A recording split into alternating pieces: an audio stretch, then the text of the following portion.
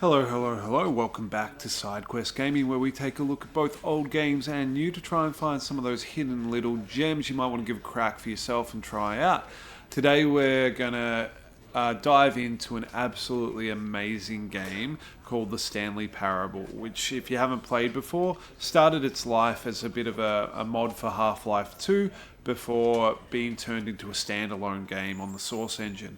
And it is a fantastic and very unique experience. It's a bit of a walking simulator. It's one of those games that unless you kind of see it for a minute and give it a shot, it's hard to kind of really grasp exactly what the experience is. But it's hilarious, it's a lot of fun. We're going to spend about 20 to 30 minutes on this game, and as always at the end we'll wrap up with a bit of my thoughts about it, but putting it right out there at the front, I think this is a fantastic game that everyone should give a shot. So let's dive on in.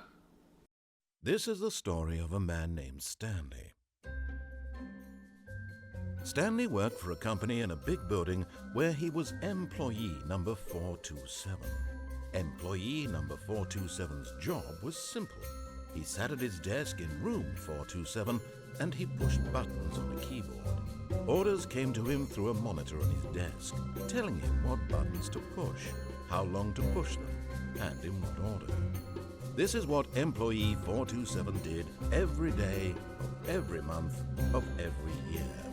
And although others might have considered it soul-rending, Stanley relished every moment that the orders came in, as though he had been made exactly for this job. And Stanley was happy. And then one day, something very peculiar happened.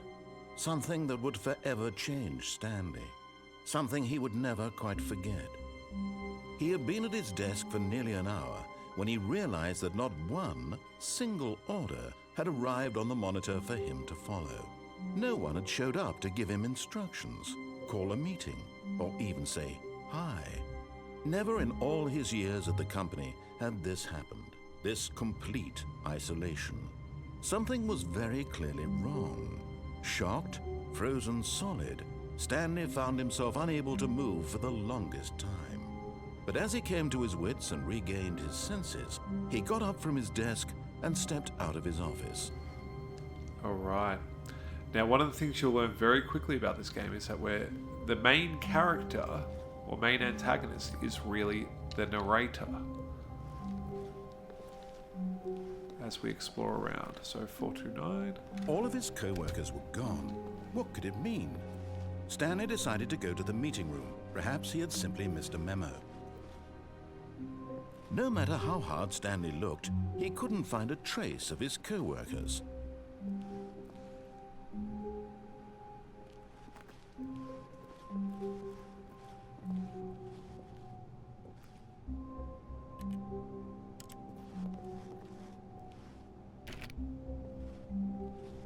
Alright, we'll wander around. What do we see? Turn off the computer, I guess. Anything here? Nope. What do we see through there? Nope. So we just explore a bit.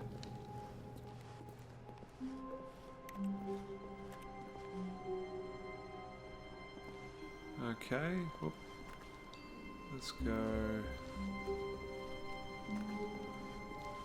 When Stanley came to a set of 2 open doors, he entered the door on his left. So, no we don't. This was not the correct way to the meeting room, and Stanley knew it perfectly well. Perhaps he wanted to stop by the employee lounge first, just to admire it. You gotta love the way that they've planned this out. It's all about predicting what the player's going to do each time. Ah, yes, truly a room worth admiring. It had really been worth the detour after all, just to spend a few moments here in this immaculate, beautifully constructed room. Stanley simply stood here, drinking it all in. But eager to get back to business, Stanley took the first open door on his left. Are we going through? No, we're not. And this is probably one of the more typical ways everyone plays this game the first time. Stanley was so bad at following directions, it's incredible he wasn't fired years ago.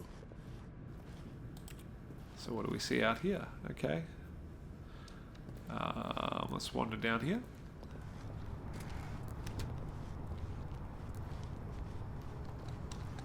can't jump. Look, Stanley, I think perhaps we've gotten off on the wrong foot here. I'm not your enemy, really, I'm not. I realize that investing your trust in someone else can be difficult, but the fact is that the story has been about nothing but you all this time. There's someone you've been neglecting, Stanley. Someone you've forgotten about. Please, stop trying to make every decision by yourself. Now, I'm not asking for me, I'm asking for her. This is it, Sounds like a Stanley. threat. Your chance to redeem yourself, to put your work aside, to let her back into your life. She's been waiting.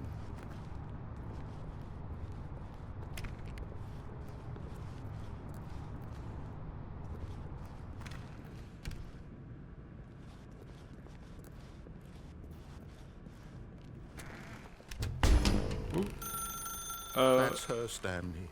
You need to be the one to do this, to reach out to her. If you can truly place your faith in another, then pick up the phone.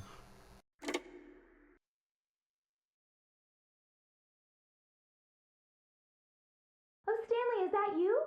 Hold on, sweetie. Sorry to keep you waiting. I'm just pulling the bread out of the oven. All right. Okay, there we go. All right, now, I want you to come in and tell me all about your day. Uh-oh. Gotcha. Oh, come on. Did you actually think you had a loving wife who'd want to commit their life to you? I'm trying to make a point here, Stanley. I'm trying to get you to see something. Come inside. Let me show you what's really going on here.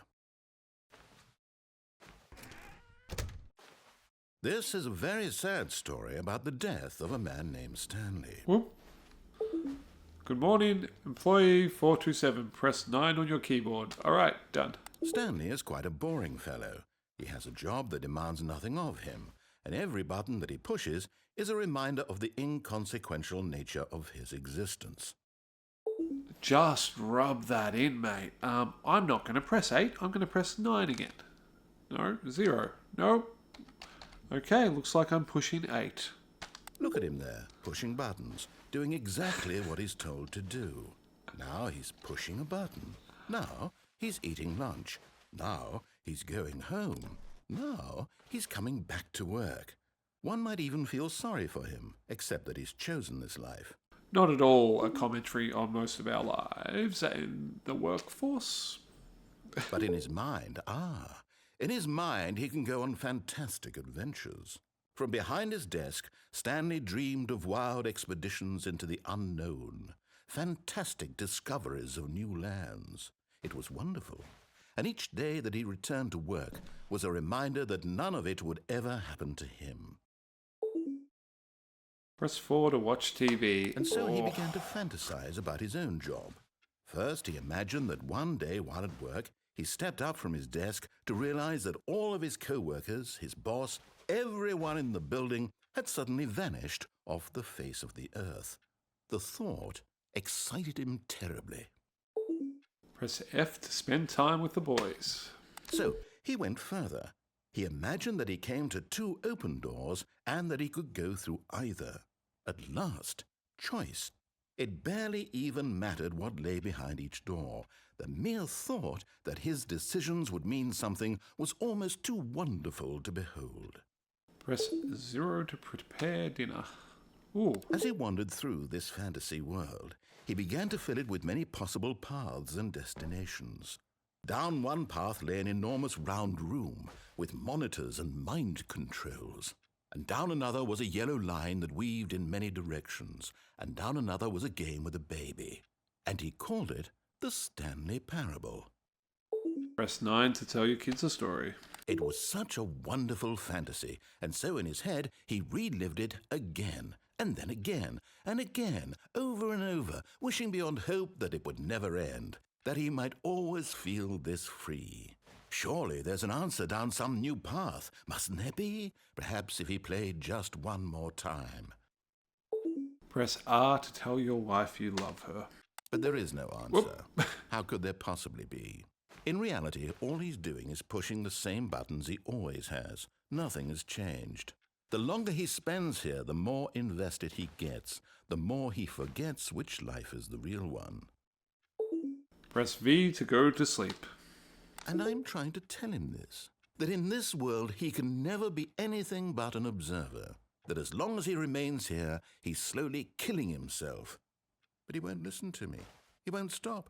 Here, watch this. Stanley, the next time the screen asks you to push a button, do not do it. Oh, what do we do? Press 2 to be at work in the morning. But it's just gonna wait us out, so we're gonna do it. No. You see? Can he just not hear me? How can I tell him in a way that he'll understand that every second he remains here, he's electing to kill himself?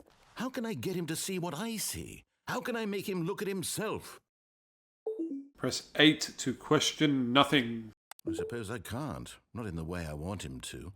But I don't make the rules. I simply play to my intended purpose, the same as Stanley.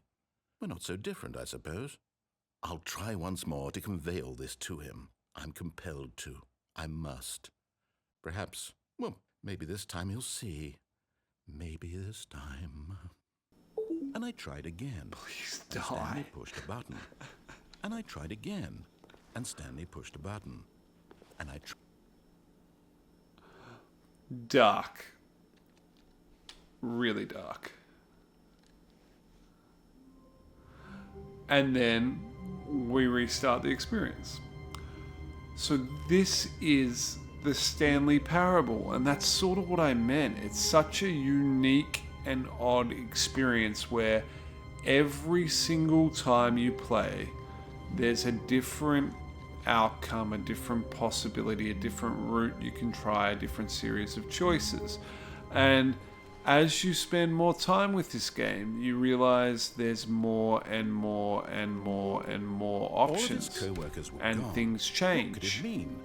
Stanley decided to go to the meeting room. Perhaps he had simply missed a memo. No matter how hard Stanley looked, he couldn't find a trace of his co-workers. And so in these areas, as you go through certain runs of this, certain elements of the game will change, things will move, and you'll start to notice little shifts in options and things that you can do.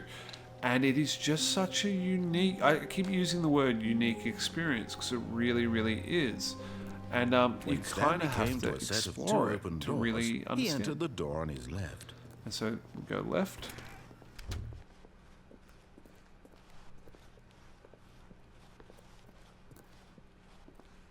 Yet there was not a single person here either. Feeling a wave of disbelief, Stanley decided to go up to his boss's office, hoping he might find an answer there.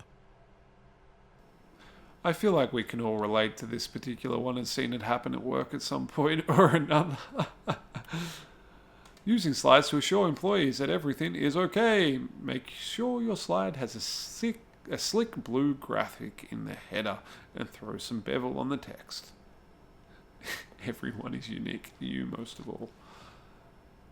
What do people want? Things, money, more money, things, but with money to buy more things. Graphs about things and money. We have our product. There it is. What is hot? Profits. Bi-quarterly post-review review. To do, synergize core value expenditures, shift global market parapad, monetize free to play. Oh god, don't do that. That's already been a bit of a nightmare. Alright, broom closet. We always want to go into the broom. Stanley stepped into the broom closet, but there was nothing here, so he turned around and got back on track.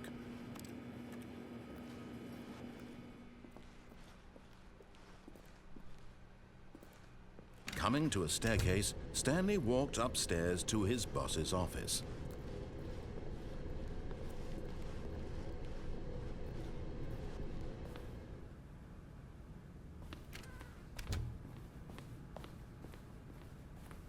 Stepping into his manager's office, Stanley was once again stunned to discover not an indication of any human life.